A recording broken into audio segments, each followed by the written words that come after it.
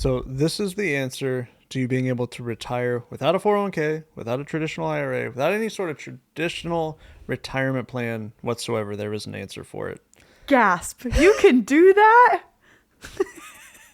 I love that you've adopted this. I'm going to troll in the first 10 seconds and then we'll get serious. I'm going to have fun. And then this is honestly the answer though.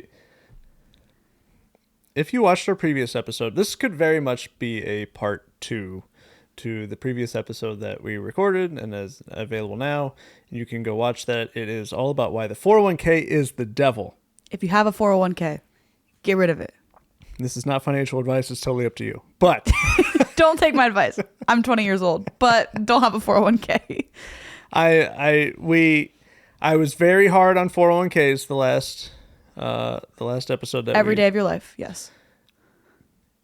Yeah. I've been hard on 401ks for the past decade and for good reason. And I haven't had anyone approach me in a way that taught me a different perspective on 401ks and why it should be a good idea for somebody. So if you want to know about why you shouldn't have a 401k, if this is your first one, go back and watch that episode. Yeah. So it will be beneficial for you to watch that. So make sure to check that out. But that being said, this is actually the answer to that. So if a traditional retirement account doesn't work, or in my opinion, isn't the best option for people, what actually works, and what I've come up with and what we practice and what I teach is called the wealth cycle. Okay, so what is a wealth cycle? A quick definition of what a wealth cycle is, it is a specific set of investments that work and operate above you, not in the background. I'll explain the difference in that. I don't believe it's in the background. It operates above you. That way, your net worth is always growing. Your money is always working for you. And the reason that it works above you and not behind you is because you're actually at the bottom of your wealth cycle. Your wealth cycle wants to be feeding you over time. If something's working in the background, that means you're in the front of it. I don't want you in the front of your wealth cycle. I want you at the bottom of it. In my opinion, that's different, but we'll go into details about that. So a wealth cycle to me is a specific set of investments that are operating above you, that even if you have a bad day and make a bad decision, your net worth increases and your wealth increases. I am learning about this too. I actually don't have a wealth cycle at the moment. You just started it? I'm so excited to talk about I have just started it, yes. I am learning about this too, so we're learning this together. Yeah. Okay. Do you want to go into what you just did? So would you like me to explain the first couple steps, or would you like to discuss what you just did first? You can explain the first couple steps. Okay, cool. And then that'll give a little context to what you just did. Okay, so there are 3 levels, count them, 1, 2, 3, of a wealth cycle, in my opinion. There is a beginner stage. Okay, this is where you're just getting started. The only thing that matters is that you get started, because you can't build anything without starting. And I don't care if you want to get a job, have a career, draw a picture. It doesn't matter. I mean, anything. Get out of bed in the morning, make your bed. Like, no matter what your task is, whatever you're designing, none of it happens without you getting started first. So the only thing that matters in the level 1 phase is getting started. And I'm going to explain how those correlate with a couple financial principles in order. That way it's building stability in your life and building wealth in your life. The second stage is where you're actively practicing and building and adjusting your wealth cycle. So you're adding different types of investments, you're refining, you're reflecting on them, going, do these fit for my life? How is this adding to me? And then the third level is your end game wealth cycle, where you're actually living off your wealth cycle. And then you're going to be practicing the last financial principle, which is I'm going to be teaching people what I do. That way you can spread that message. It creates fulfillment in you, and you're going to be focused more on purpose than just dollars. So those are the 3 phases or 3 levels of a wealth cycle, and it will grow throughout. It starts very small. And to my point, the beginner level, you just have to start. So what did you just do? I'm buying a house. You buy your first house. Tell us about it. I've been looking for months now.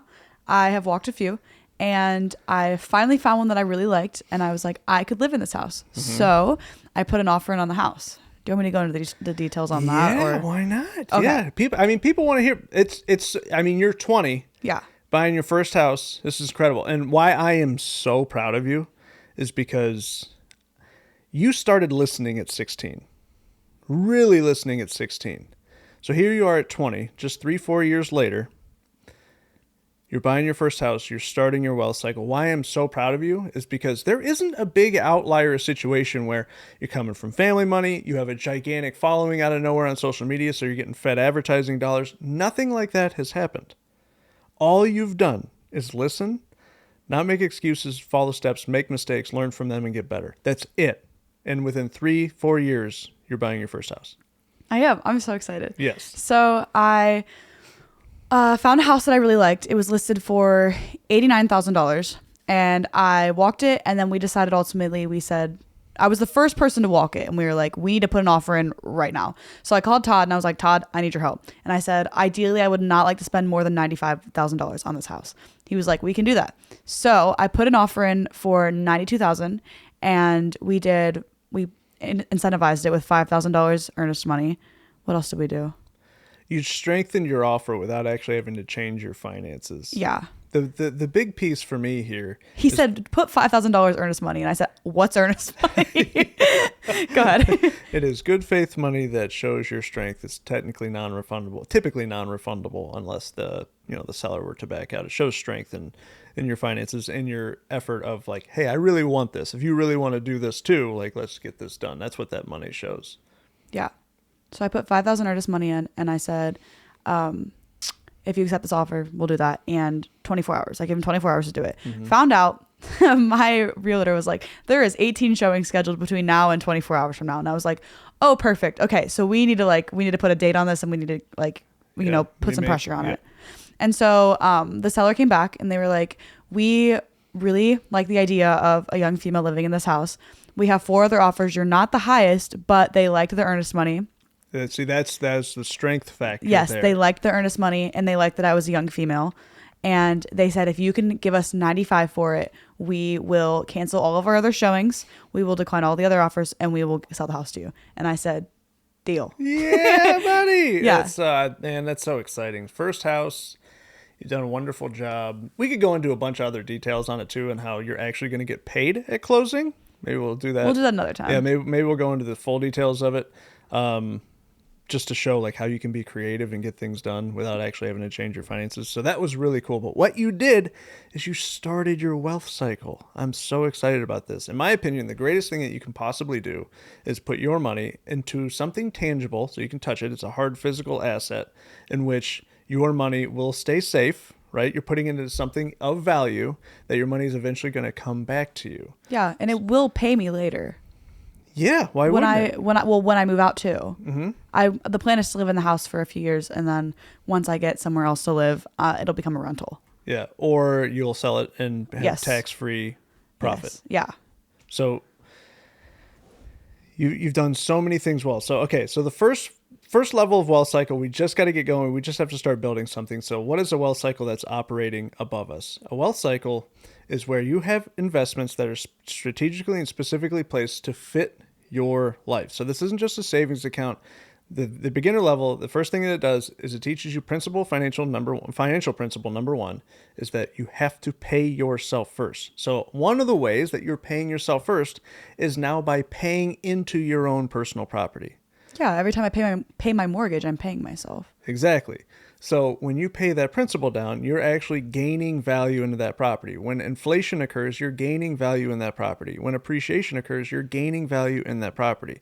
So because of this one action that you've taken, you now have 3 financial benefits or possibilities that are occurring for you. That's the start of your wealth cycle. So your dollars have the ability to go into something of value, and those dollars eventually have the ability to come back to you. That's why I'm saying you're at the bottom of the wealth cycle. You're not behind it. You're not in front of it. You're at the bottom of it. So everything that you create and everything that you build above you should flow down into you, and then you make the choice of, how do I put it back into the wealth cycle? That way it grows and speeds up and gets bigger without me having to specifically work on it day to day. So now you have the ability to focus on your career, build your photography and videography business, build this podcast, build the social media, build everything that you're so good and love doing and having fun doing. Meanwhile, this thing is just operating above you. So every time you make a payment, your money gets to stay there, and you'll eventually get to extract it back out. Now, many people would say, well, what if the value drops? The key here is that you bought value at a discount, which is financial principle number 3. Okay, so there's 4 financial principles that you have to know. It's in this order of importance. Financial principle number 1 is you have to pay yourself first. Okay. Financial principle number 2 is you have to get debt on a plan. Financial principle number 3 is that you have to understand true value. And then financial principle number 4 is that you teach someone else what you've learned, because it creates longevity and it keeps you consistent and you continue playing the game, even though you're living off your wealth cycle at that point. That's what's really important about this. So you got started. So now you have your business, and now you have your first piece of real estate, which is going to create options for you. The best part about starting a wealth cycle like this, especially with something tangible, such as a house in your personal situation, is that for you to be able to get the house, what do you have to do? You have to practice financial principle number 1 of paying yourself. You have to come up with your down payment, even if it's small. Like, you have to be able to come up with that. And the second thing you have to do is you have to have debt on a plan, because the bank's not going to lend to you if your debt's all over the place and you're not making your payments. So you're practicing both those financial principles and getting started. And now you have your first little tangible asset that is going to pay you eventually. Okay? It's not cash flowing day one. We understand that. An asset is something that either cash flows and pays you, okay, puts money in your pocket, or has a plan to. And you can measure that plan and say, this has a plan for this money to be able to come back to me. That money will eventually come back into you. Then you can ask yourself, how can I put it back into the wealth cycle? That way it grows faster. So that's the beginner level. So that's why I'm so excited for you and you beginning this phase, because you're only 20. That's why I've said millionaire by 23. So mine is like a little tiny little seed. I have a little seed, maybe like a twig sticking out of the ground of my wealth cycle. Explain. This is an awful drawing I'm doing with my hands. I thought that was an awesome drawing. My little for our twig, audio listeners. My little twig is coming out of the ground. Okay, it's like baby Groot. It's literally like seedlit Groot. You have big Groot, big strong Groot. Yeah. Explain that. What does your wealth cycle look like? So it started as little seed Groot. Yeah, absolutely. I love this analogy, by the way. I'm so happy that we're doing this. So you got little baby dancing Groot. I do have little baby dancing Groot with his headphones on, just having him. I'm having so much fun doing this. So for anybody that hasn't seen Guardians of the Galaxy, go see it, because it's amazing. And you'll We're plugging Marvel right now. Yeah. Marvel needs our help. Yeah, Marvel needs our help. Yeah. So, okay, so it started small. That's why I'm saying there's 3 different levels to this. So you getting started, that's level 1. Anybody can start. Anybody can commit to starting and saying, my dollars are going to go to something that will at least hold its value. You're starting by paying yourself. Exactly. The first time you intentionally decide to pay yourself first and put money into an account and not touch it, because eventually if you have a plan to use that money for a house or something that's going to pay you back, that's enough. Just starting there. Oh yeah, that's the start to your wealth cycle without question. So like this is the start to mine buying a house, but like even if you can't afford to buy a house at the moment, the first time you pay yourself first, you're getting there. Absolutely. So you really started your wealth cycle of paying yourself first probably a year ago, 2 years ago, 18 months ago? I've been practicing that principle without knowing it for a long time. Right. You just weren't aware of it. I just wasn't aware of it. Like when I first had my first part-time job, every paycheck I got, I would take $100 out of it and put it in a savings account. That's how I saved my first like $5,000 to $10,000. Nice. So like I've been doing it for a long time, but intentionally for the last year and a half. That's fantastic. That's perfect. That's a perfect example. So that's the start. That's the start to your wealth cycle. And a lot of people go, hey, that seems too simple. It's very simple to start. This next phase, the actively practicing and actively adding and subtracting assets from your wealth cycle, this is where it gets a little bit more in depth. So the second phase to this, where you're actively practicing, is financial principle number 3. It's where you understand true value. This is where you're going, okay, I have my personal home. I am financially stable. I have probably a job at this point, a job, a career, a business, something that you're generating income. Yes, it's something you are creating active and earned income from. Typically, like that's how you're living. You're not living off your wealth cycle right now, and you don't need to be. You don't need to be in a rush for it. Sometimes these levels and phases take 6 months to level up. Sometimes it takes 6 years to level up. It's not a race. It depends on the person. Depends on their situation. It doesn't really matter. It's just important that you're practicing and you understand. So the second phase being, I'm going to actively practice on adding and subtracting assets that don't work for me. So we'll use you as an example. In the next couple of years, as you're paying your house down, you're going to be looking to add, you want to add rentals, right? The goal is like a year from now to add a rental. Okay. We'll probably make that happen in the next 45 to 60 days. But the goal is by a year from now, if I don't have a rental, that's when I'll be mad. A year from now, within the next year, I want to have a rental, yes. Okay, so you're looking to add another tangible asset. Yes. This is why this is level 2. You are actively looking to add assets to your wealth cycle to speed up the velocity of your capital. Yes. So level 2 says, okay, I am now going to add a rental. What kind of rental am I going to add? What you're going to do is you're going to add this rental. And then over time, you're going to reflect on it and go, does it actually add to my life the way that I want it to? If I had 50 more of these, would my life look better or worse? And when your answer is it wouldn't look as good or it would be a problem, you know you have to change something. That's the key. You just went through this. Oh, yeah. Yeah. This is an active, ongoing process that's why it's not in the back. That's why I don't like in the background. Because it's not. You're under it making the decisions. Exactly. Yeah. Exactly. So I don't love the idea of like, oh, something's operating behind me. Like, okay, you're blind to it. You're blind with a 401k. Yeah. You don't make any decisions. You're gonna get me riled up on a 401k. You're blind though, because somebody else is behind you making all of the decisions with your money. Yeah, it's like the Wizard So of you're Oz. right. It does operate above you because it's coming back into you, and you're making all of the decisions around it. Correct. Yes. Exactly. That's why I like saying that it operates above you. So you're going to be actively adding tangible assets, and you're going to be reflecting on it, going, does this actually benefit my life? And when the answer is yes, you can add more. But when the answer becomes no, that's when you know, oh, I have to change something. So let's just do a theoretical where you say, you have a single family residential that you rent for a few $100, and say it's taking from you. It's not adding what you hoped it would. At that point, you can look at the asset and you go, is the asset class the problem?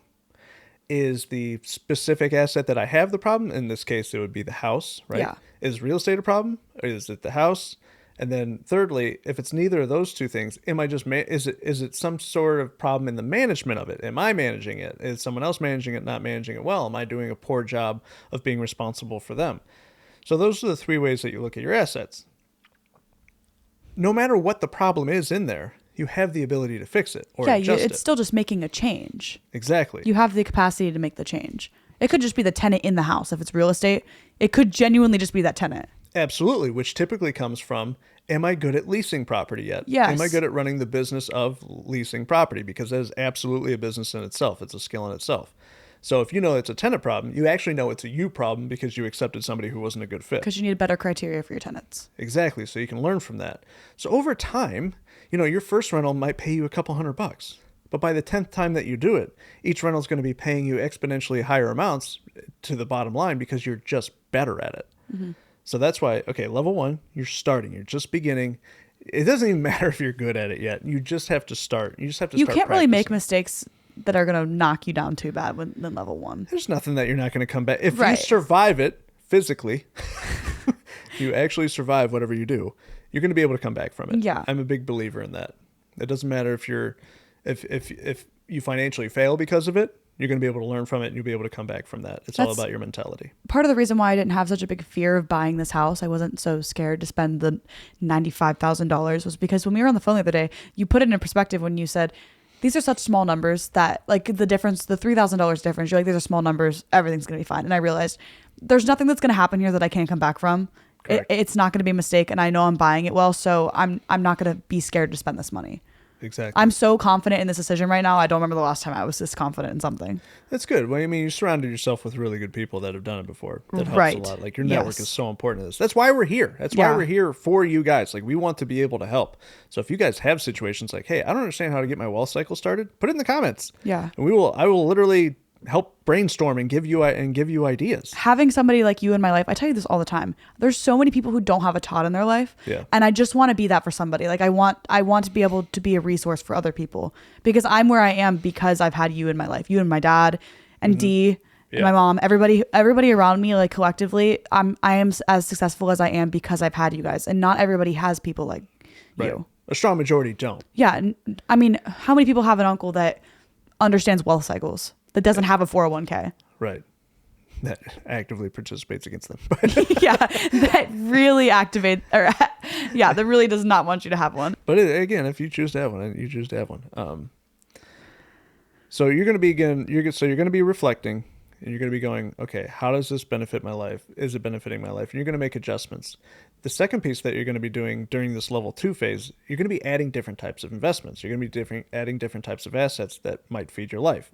So there's a number of different ways you can go about this. You can go cash flow businesses. You can understand equity style businesses, equity style investments. So just give you a couple of examples. An equity diversification would be, say, gold or silver, right?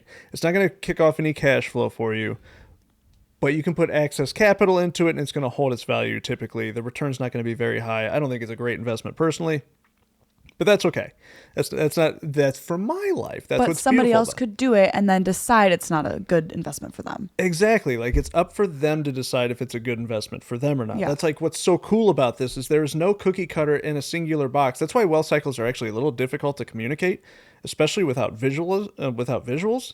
Like when I can draw one for somebody, they usually get it very quickly. But just audio like this can be very difficult sometimes. So if you're listening, if you're listening audio, we're probably going to do a video eventually on this too, where he draws it out. Yeah. Yeah. We talked about doing like a 3 to 5 minute video where we just draw it. So yeah, because usually when you have a visual, it helps a little bit. Yeah. But my point in all this is that it's for you. It's not a singular box. It's for you. It's you molding it to your lifestyle and your life. Mm-hmm. Yeah. So an equity example would be gold or silver. A cash flow example would be real estate, but also has equity balanced into it. It has tax benefits. Real estate's the best one. It just, in my opinion, real estate is bar none, and then everything else is far below it. Because as you continue to partner with God's land, things just get better. They're not creating more of it. They're not making more of it. We're not getting more land. Yeah. So another way that you can do this is another way you can look at this is you can go, okay, I want to add something. I want to ask myself this question. I'm going to run myself through this filter of, instead of my money working for me once in this wealth cycle, in this example would be you have a rental, your money goes into the rental, rent comes from it, comes down to you, and then you can choose to put it back in. Instead of my money working for me once, how can I recycle or make my money work for me 2 or 3 times before it touches me at the bottom of the wealth cycle? I don't know, Todd. You tell me. So that's literally a question that I ask myself. So the decisions that I've made personally is I use what's called infinite banking. So I own whole life insurance policies. And what's great about them is that you're able to put capital into them. They build a cash value. The death benefit of it is just a bonus. I am not worried about the death benefit of it. That's not the reason I'm actually doing it. The reason is I can put excess capital into a whole life insurance policy. I own the policy, so therefore I can control what I do with it. Okay? And what it does is it builds a cash value. And when it builds a cash value, I am able to use that capital on another asset. But here's the key. This is the big difference between, say, a whole life, a infinite banking method versus a traditional investment savings account such as a 401k.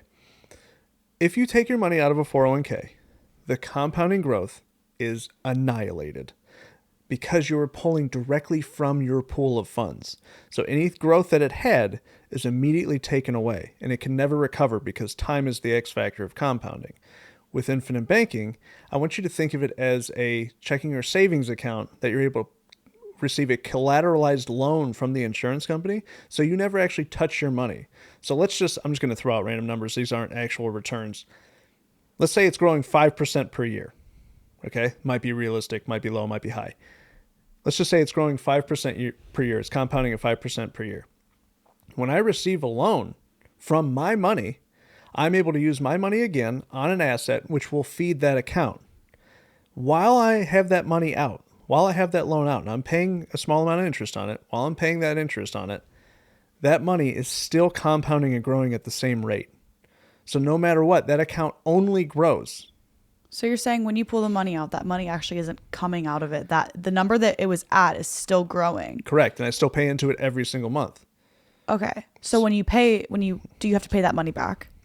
You actually don't, because it technically comes out of your cash value upon a death benefit. Okay. So yes, if you over borrow or you don't understand how to use it, that's why learning your financial literacy is so important, and practicing. That's why active practice is so important.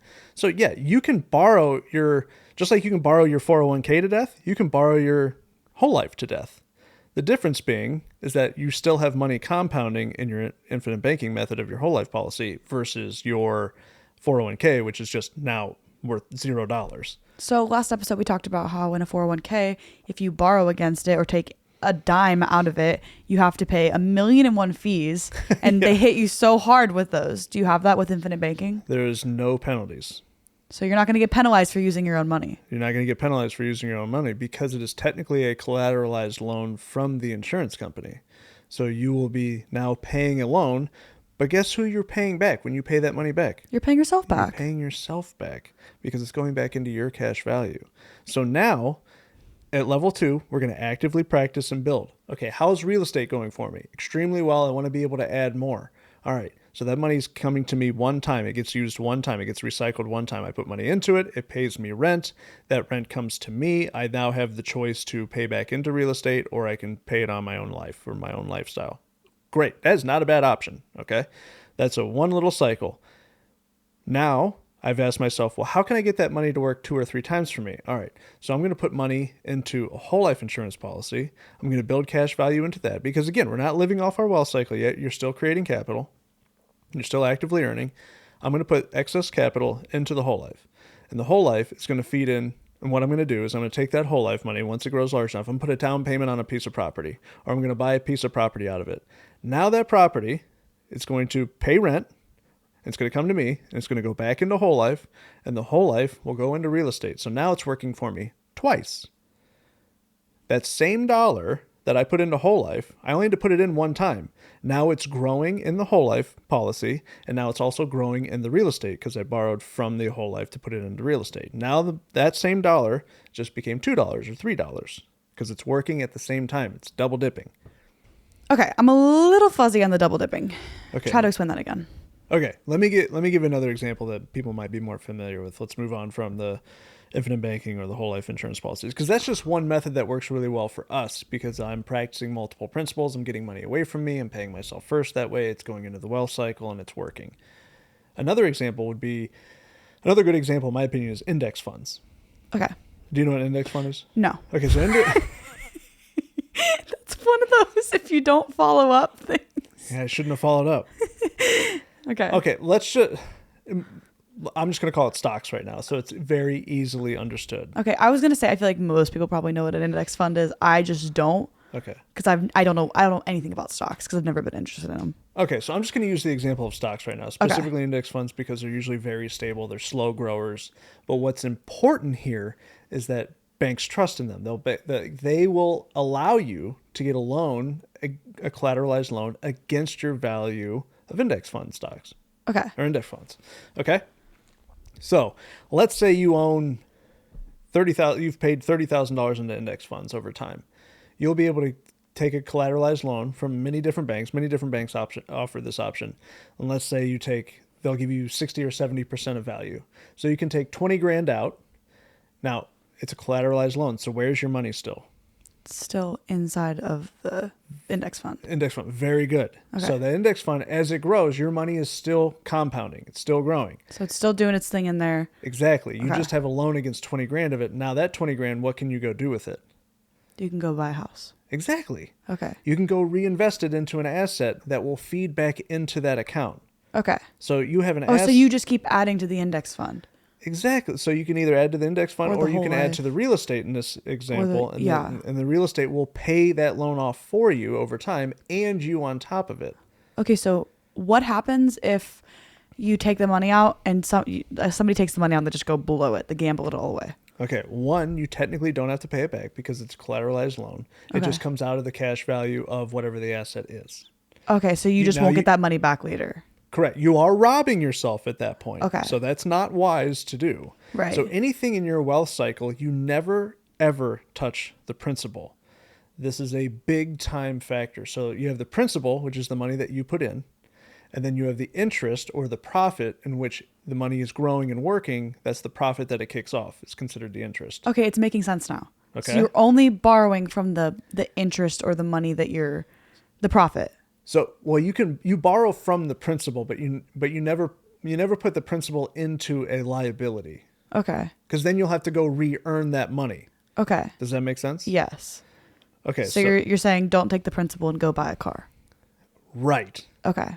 Now, you can find value at a discount in the car world too and have it be a wealth transfer play, but I wouldn't recommend that for anybody just starting or anybody. You could do that. I should not. You should not do that. I have done that and it's worked, and I've done that and it hasn't worked before. It's a speculative play at best. Yeah. So when you're actively practicing like this, when you're thinking about, okay, I'm going to add something to my wealth cycle, and you're asking yourself, how can this money work 2 or 3 times? That would be another example. Is anything that is stable enough that you can borrow against it, that way you can have your money back, still have your money growing in the original account that you paid it to, and then add another asset because of it. So let's just say you have one rental. Okay. All right. You have one rental in this scenario, and you decide to add whole life or index funds. Which one you want to do? Do whole life, because I think I understand it a little more. Okay, so let's do whole life. Let's say you have a $10,000 cash value in whole life. Right. All right. Now you take that $10,000 out, and you go get a second property. You go put a down payment on a second property. Right. Now you have 2 rentals. Let's just say each one makes $1,000, just so it's super simple. So you have, instead of $1,000 a month, you're now making $2,000 a month. Right. Now all 2,000 of that can go back into your whole life. Right. There's some details and red tape that you have to be conscious of. Like, this isn't a full training on infinite banking, so these are the concepts. You talk to your infinite banking guy on that. Yeah. Not Todd. Yeah, and if you need recommendations for people to trust on that, like, let me know and I can connect you. But the important piece here is that you're just understanding, okay, I'm placing capital here at the top of my wealth cycle, my first asset, which is the real estate. It's going to play into my second asset, which in your case now is the whole life. And that whole life will then grow on its own. And then I have the option of pulling cash value out of it and reinvesting into a new asset. That way I have a second piece of real estate. Now, the second piece of real estate, obviously, your monthly income from real estate just doubled in this scenario. Yeah. Okay. How many times can you do that becomes the question. Responsibly. You're not over borrowing in this scenario. You're not running things into the ground. That's why you have to continuously reflect back and go, is this adding to my life? If you are adding debt to your life and you can't sleep at night, don't do that. And if it's not value at a discount too, don't do that. You have to buy it well. Yeah. That's why it's so important to understand the 3 financial principles. At level 1, the beginner level of the wealth cycle, you're practicing principles 1 and 2. Pay yourself first, get debt on a plan. Wealth cycle number 2, or wealth cycle level number 2 is financial principles 1, 2, and 3. You're understanding true value. Oh, so I'm at that. If you start practicing, okay. You're starting to practice at that so I'm level. getting there. You're starting to understand true value. If this is worth $100,000 and I buy it for 70, I'm going to be up. Yeah. How many times can I do that? Your life's going to get better. You can literally dumb it down to that level. Like, you can just write that in crayon if you need to. If something's worth $150,000 and I can get it for $100, I'm going to win. Yeah. How many times can you do it? Make it that simple if you need to. That's your second level. And then you move into the third level of the wealth cycle building, which is you are living off your wealth cycle. You have enough real estate. You have enough whole life in the scenario that you wanted to build there. Index funds, stocks. You could have ETFs. You could have gold and silver. You could have all these kinds of different assets, whatever you want that fits your life the best, that are feeding you at the bottom of the cycle, that you're able to live off of the profit of it. You're never touching the principal. So the example I like to use, if you want to buy a Ferrari for $200,000, awesome. You have to put that into assets first that will pay the $200,000 for you, and it doesn't change your life then. You never have to worry about selling it because things get tight. When you're at that third level, you're asking yourself and you're running through the filter of, am I putting my healthy wealth cycle at risk by making this decision? And anytime the answer is yes, you move in a different direction. If you say no, you can do it. That's the beautiful part about it. Another beautiful part about this, time speeds up when you're doing this. When you get in repetition, your velocity of capital speeds up. And when your velocity of capital speeds up, you can get wealthier and wealthier and wealthier, quicker and quicker and quicker. So most people consider themselves, oh, it's too slow for me to invest. It takes too long to get a return. That's what you hear most of the time when somebody's talking about like any sort of stocks or index funds. They're like, I'm putting this money in now and maybe 30, 40 years from now, I'll have more money. Yeah, exactly. Or they're thinking traditional retirement plans and things like that. Yeah, where you can't even touch it until you retire. They're not taking into account that when you're building a wealth cycle, the results are compounding. So if you make one good decision and you get one good result. Let's just say that one good result's worth $500. Then you make a second good decision and you get a second good result. But the second good result is worth $10,000. So it just becomes, how many good decisions can I make in a row? And if I can get up to 10, 12, 14 good decisions in a row, now you're making 20, 30, 40 grand a month and your wealth cycle is operating above you. Now you get to pursue your purpose without having to fund it through a traditional job. They don't understand the compounding effect of good decisions. Yeah. So that's what you need to be focused on, because that's where your results come from. We talk about getting out of a 9 to 5, but this is ultimately how you do it. Oh yeah. This is how you stop doing the job that's sucking from you so that you can follow your passion and your purpose. Yeah. If you are unfulfilled in your job, this is absolutely the way out. This is the way out of paycheck to paycheck living. This is the way out from someone else designing your schedule. This is the way out from financial suffering. It solves all of them at once. All of your time for your money. Like maybe you make a lot at your job, but you're trading so much time for it. Yeah, there's a reason a strong majority of professional athletes go broke. People will say, oh, so-and-so is so wealthy, made $100 million or $80 million or $60 million. It's not about the amount of money that you make. It is the understanding of how you can place it into something that will create time for you. Wealth is a measurement of time, not riches, not a financial dollar amount. Right. If you want to be rich, you can work your butt off and be rich.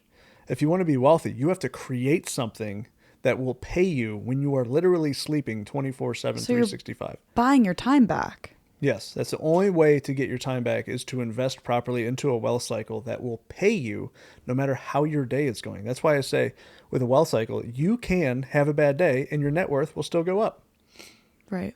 So at what point do you think somebody, I guess we could use me as an example, at what point do you think I would do like an index fund or whole life policy? You can start anytime.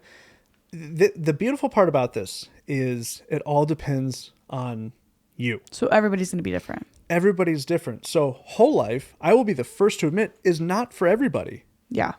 There's a lot of details that you need to discuss with a proper broker who you can trust and really learn from to see if it's right for you, because you might not have enough excess capital to put into it right now to have it make a difference in your life. Right. So that's something that a lot of people struggle with. They're like, well, I'm going to put $50 a month into it. That's not going to do anything.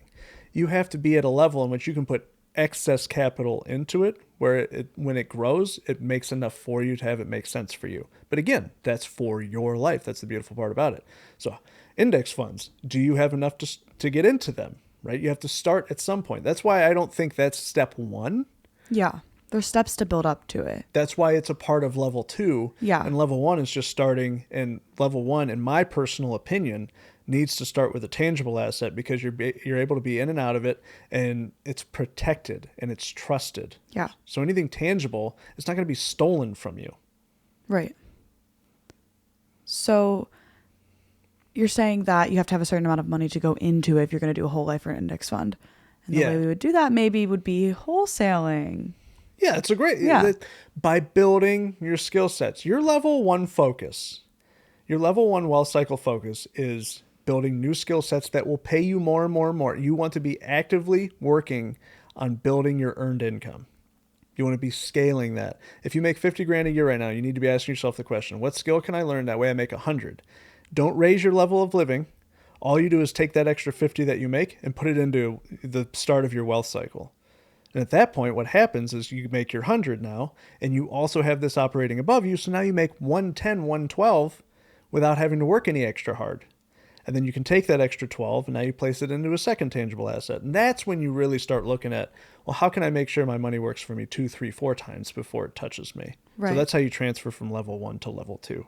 Yeah. This is just proof that everything we talk about ties together. Yes. You've just mentioned 4 videos that we've talked about already, all in one. I didn't even realize that. Yeah. And everything that we've talked about has started to tie together here. Mm-hmm. Yeah. Because you have to be practicing the financial principles. You have to understand that you spend money to make money. Mm-hmm. You have to understand, wholesaling. We haven't really talked about wholesaling a lot yet, which is something that we will get into because... But we've talked about skill sets. Yes, we've talked about skill sets. You have to have a skill set to start this whole thing up. You have to be earning money somehow to do this. And you don't need money to start your wealth cycle. Right. You don't need money to make money. You said you spend money to make money. Right. That's more level 2 practicing. Yeah. But spending, you don't have to, a lot of people say, well, it takes money to make money. It doesn't, because if that were the case, I wouldn't be in the situation that I'm in, because I was broke when I started. How many dollars did you have? I had 11. Which this is where wholesaling comes in. Yeah. You don't have to have money to start. Exactly. When I started in real estate, I had $11 in my checking account when I closed my first deal. Yeah. 11. Yeah. So if it took money to make money, you wouldn't have any. I would still have $11. So that saying is ridiculous to me. It's not your money that makes you money in the beginning. It's your skill sets. Exactly. You started with $11 and you found a skill set and you used it and you practiced it more and more. And that's how you got where you are. Yeah. And I failed a bunch and I got told no and I got beat up. It's actually what I learned from my shirt that I'm wearing here is from Tom and Jerry. You learned that from Tom and Jerry? Yeah. What'd you know learn? how I learned from Tom and Jerry? How? Because if you watch Tom and Jerry, you will learn to never quit, no matter if you get persistence. I mean, if you watch that show, it never quits. Whether you're getting hit, whether you're running into a mousetrap, whether you're falling down, whether you're failing, whether you're getting beat up, like no matter what, you don't quit. I think, but kids should watch Tom and Jerry more often. So I think that it's important if you are in a position where you are where Todd was and you have $11 in your bank account, $20, whatever, and you are like, how do I start this? I think a great place to start would be not to plug the book, but to read the book. Yeah, absolutely. Yeah. The reason I put the book out there was to touch every wake of life. Because the book is $20, isn't it? It's 15 or 20. It's up to Amazon. It's on Amazon. Yeah, whatever Amazon decides to price it at that day is what it's priced at. But it's usually 15 to 20 bucks. And the reason I wrote it at that level was because if you have 15 to $20, you can start and build a new skill set that way. And the link will be in the description for the book. It's called If You Can't Wholesale After This, I've Got Nothing For You. So it will teach you the skill of wholesaling real estate with absolutely no money or credit out of your pocket. That way, you can build a skill set. You can earn more money that way. And then you can choose what to do with that money. Wholesaling is a great way to generate the capital to start investing in other places and assets, because like I could sit here, I'm a photographer, I could sit here all day and say photography is great, but you can't start photography for free. Yeah, I mean, you need a camera. You need a camera, you need gear. Wholesaling, you don't need anything to start. Right. Yeah, absolutely nothing. The book, you probably need the book because you probably don't even know what wholesaling is, but most people don't. Yeah, I didn't know what it was until I read the book. So, but building your skill sets is what's important there. So in all of that, level 1, building skill sets, actively earning more income, and then placing it into your first tangible asset. Level 2, actively practicing, refining, adding and subtracting assets that work and don't work for you. So once you do those two things, you're going to move into level 3. And level 3 is where you're actually living off of your wealth cycle and you are teaching others what you've learned. And then also giving back, giving like others can't, living like others can't. But the beautiful part about level 3 is it creates longevity and opportunity. I've never told anybody this. I haven't even told you this. So a big reason, let's just say not a single person watches or listens to this podcast. Okay. I will still continue to do it because I'm going to be able to hand it to Wyatt and it's going to be a playbook. I never even thought of it like that. It's going to be, I am able to capture what we've been practicing and what we've been doing on a platform and in digital format, physical format, because we have it on, the hard drives and everything. I'm going to be able to hand that to him one day and go, this is how you can pursue anything that you want. You can fund it this way and do absolutely anything you want in your life. And this goes back to what we were saying, how not everybody has a Todd in their life. Mm-hmm. Not everybody has, a lot of people probably don't have anybody who are at that third level and who are teaching others what they do. That's the important part, is that you're at the level where you're living off of your wealth cycle and you're teaching others what you've learned. Yeah. And we're privileged to have you around because you're teaching us and you're teaching people on YouTube now. Yeah. And Wyatt's going to have that. Yeah. Where like a lot of people don't have that. Yeah. So my purpose in ending financial suffering, it's not just outside, it's inside. Like I don't want Wyatt to fall into financial suffering because he doesn't know any better. Or Anya. Yeah, she's 1 year old right now, but like Anya, I don't want her to fall into it at some point. I'm going to be able to pass this on to them, in which they will be able to practice and pass on to their kids. Yeah. And cousins and nephews and all the different things. Generational wealth. Yes. Wealth of knowledge. So generational wealth isn't from money. Yeah. It's from experience and wisdom. Yeah. There's a lot of families that end up going broke that started with a whole lot of money, but they don't know what to do with it. That's why people who are rich can actually be in financial suffering. We mentioned the professional athletes earlier.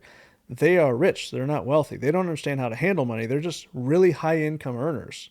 So they have jobs that they earn a lot of money at. So when the job ends and they no longer earn the money and they keep the lifestyle, they run out, inevitably. We posted a short about this, and in the short you said something along the lines of how people who are rich can be in financial suffering. And there were comments and people were like, "You're crazy. You're so wrong." They're like, "This is a rich person saying this." Yeah, so money doesn't solve all of your problems. It just makes you more of who you are. So you will just arrive to your problem in a Bentley now instead of a Honda Accord. That's the difference. People don't understand that you can be rich and be involved in financial suffering. And the reason for that is because people become enslaved to the amount of money that they're making now and trading that amount of time for it.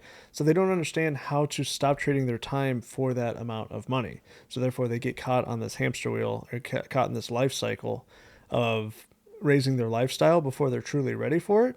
So people who make a lot of money are absolutely financially suffering, especially if they're afraid of losing it.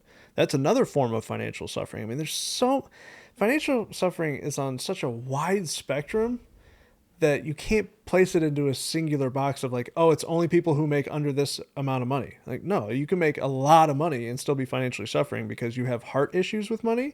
So therefore it's actually controlling you and you're not controlling it. Your example was perfect of like NBA players or just any like professional sports players who have so much money, they make millions a year. And either while they're still in the sport or like later in life when they declare bankruptcy or don't have that money anymore. Just because you make a lot of money doesn't mean you're wealthy. That's not wealth. No. And that doesn't mean generational wealth either. No. Yeah. No, because they're not passing anything down of wisdom or knowledge or experience. The other piece too is there's a very good chance that when it makes you more of who you already are, if you're making a lot of money, if you have internal heart issues with money, those become more difficult to overcome because now more of the thing that causes you a problem or exposes your problem is around. Yeah, if you are scared of losing all of your money, the more money that you have, the more money you have to lose, it's only going to get worse. Yeah, it starts feeding the problem. And that's why the wealth cycle is the answer to all of this. And practicing it and moving up through the levels, 1, 2, and 3. The first 2 levels, you're actively practicing wealth creation. You're in a wealth creation phase. And then level 3 of the wealth cycle is you're in a wealth enjoyment phase where it's more so focused on creating longevity and protecting the wealth versus necessarily creating as much of it as humanly possible in a short period of time. So for anybody who's interested in learning more about wealth cycles or these conversations and concepts in general, what are good resources aside from the podcast here? Like books that you've read or where you learned about wealth cycles? Not to be that guy. Okay? You're allowed to be that guy. I'm allowed to be that guy. All right. It's going to be in the description down below. Okay. And it's the financial literacy course that I've built. Okay, perfect. It's the financial literacy training. I don't know anybody else who talks about wealth cycles. Okay. I've never heard of it until you. That's why I'm asking where you learned it, because we're doing a great job of explaining it. I feel like I'm definitely grasping it more after this conversation than I have ever before. Yeah. But I know there's going to be people who watch this who are still like, I don't know where to start. I want to know more about what this even is, because a 52-minute long podcast is not going to be enough to really fully pound the idea into somebody's head. So where did I learn it? I learned it from mostly pain and suffering. Yeah. That's step 1, pain and suffering. But 2 is working with a lot of different people who are well ahead of me in the wealth game. Okay. Like I have friends that make me look homeless. Yeah. Right. And discussing and having discussions with them. Now they're not teachers. Like they don't have anything available out there for other people. They're private, which is perfectly fine. But that's part of their purpose. That's part of their mission, is doing what they're doing. Part of my mission and purpose is to be in the public eye explaining it to people. Right. So like there's different avenues there that need to be met. But a lot of it is from, again, pain and suffering, but the experience of working and talking with other people who are way ahead of me. Yeah. Which is perfectly fine, which is part of the exciting piece of, I'm not going to compare myself to somebody who's on their chapter 15 when I'm on chapter 3. Yeah. Right. Or an example where I'm at level 3 and they're at level 10. I'm just going to ask, hey, how did you get to level 4? Right. Not level 10, because I'm not ready for level 10. How did you go from level 3 to level 4? And then gaining experience from what their experiences were, gaining wisdom or knowledge from what their experiences were. Like, oh, hey, I ended up going bankrupt after earning a bunch of money because I did this. Like, oh, well, that was because you were focused on liabilities and you weren't asking yourself the question, is this going to put my wealth cycle at risk? Right. And you said you plugged the courses that you made. Yeah. And when people purchase those courses, they get put in the Facebook group, right? Yeah. So that opens up to way more people. So that's the community. Yeah. So that's the second piece of that is, me being around better people. Yeah. And people who could teach me.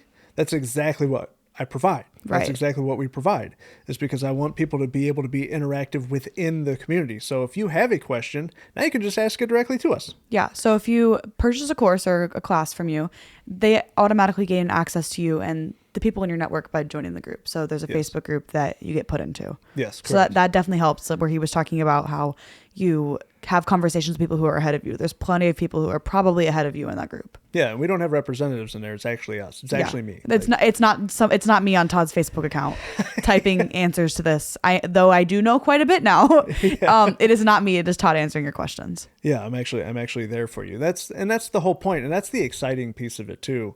Is it's the networking piece. It's the piece of getting around better people. All of these are little steps to make you practice a little bit better and level you up a little bit quicker.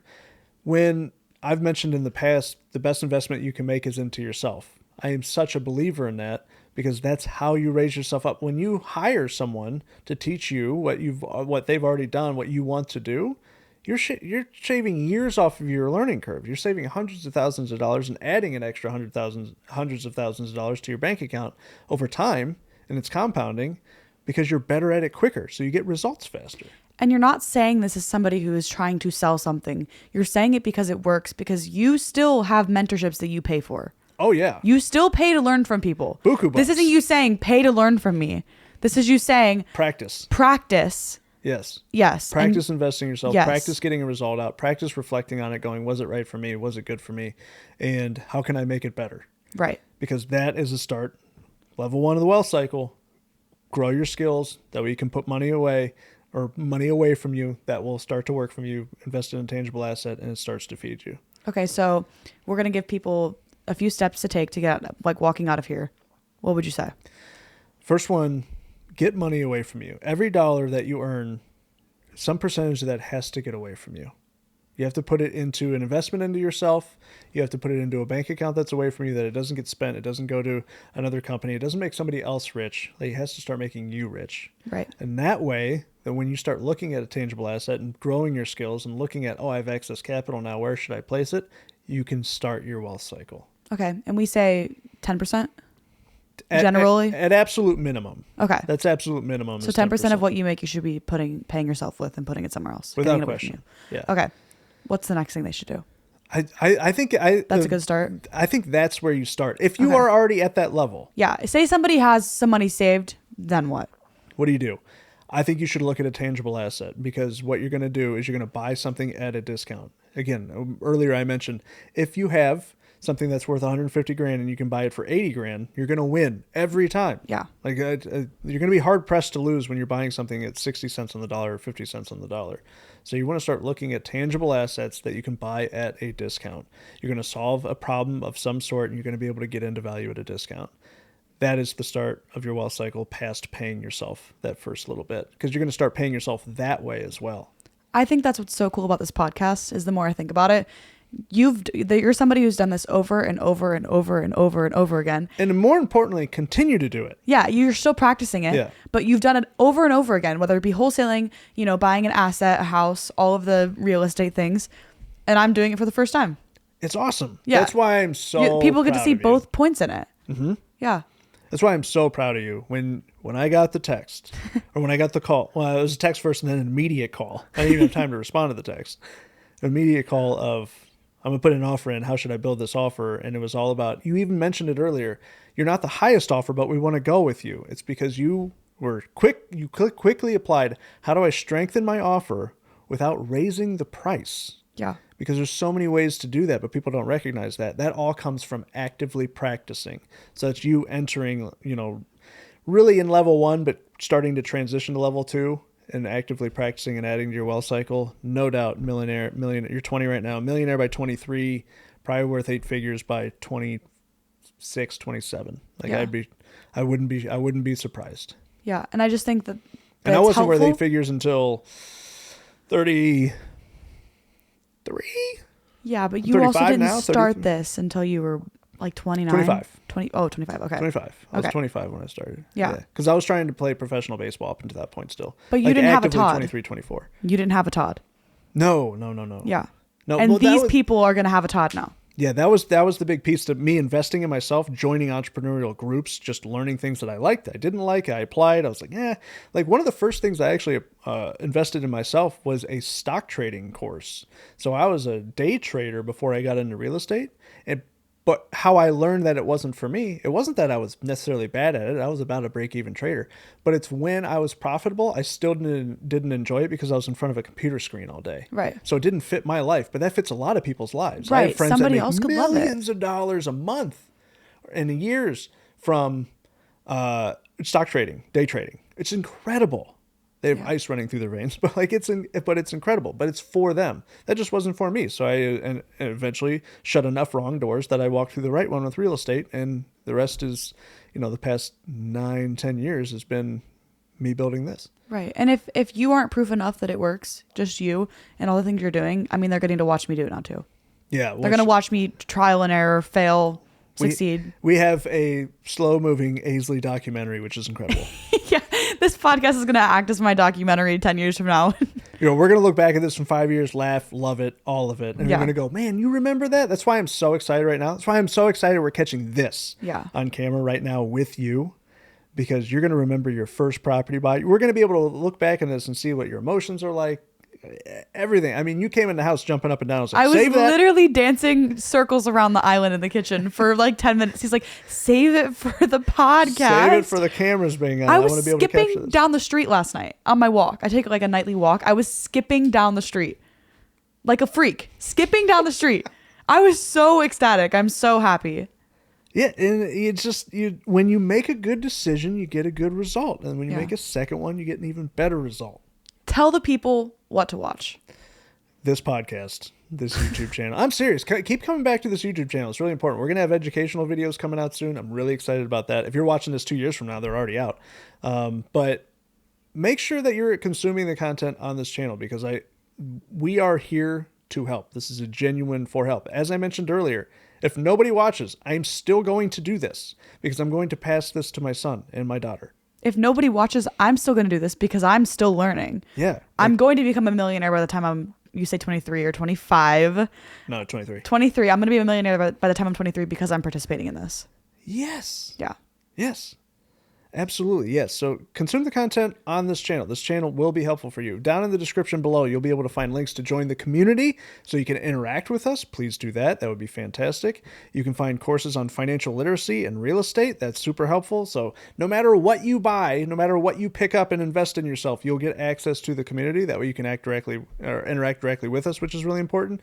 So that's a huge value. But subscribe, and please share this with somebody that it could be beneficial for them, because we're trying to create a movement here of actual, honest financial help. Because financial help and ending financial suffering, you have to handle the heart issues with money. A lot of the other channels that I watch, they only talk about process. This is not a process. This is not a boxed solution. We're not giving you step by step to get money. No, you have to solve your internal heart issues first. That's why this is important that we have such a discussion about this, that way you can apply. Perfect example is your current situation, your current examples, what you've overcome and what you've dealt with and what you've worked through, and now that you're practicing getting your first house. There's other people out there, especially women your age, that are going, oh, wait, if she could do it, I can do that too. Maybe I could do it. And How do I do that? And then they go back to the seeing is believing. Yeah. Right? When in reality, vision is a function of the heart. You got to be able to have faith without. I don't know any other 20-year-olds who own a house. Neither do I. That's why I'm so proud of you. It's a function of the heart. It's amazing. Yeah. It's amazing. I'm endlessly proud of you. Congratulations. I'm really excited to continue to share that story and see where it goes, and see all the future additions to your level 2 wealth cycle building. So yes. What other videos? If you didn't watch the 401k video, go watch the 401k video. That'll make all of this come full circle because you're probably really confused if not. If you don't understand why you shouldn't have a 401k or why we think, why we don't have 401ks, go watch that video. Yeah, why the 401k is the devil. Go watch that video and let us know what you think in the comments. Awesome.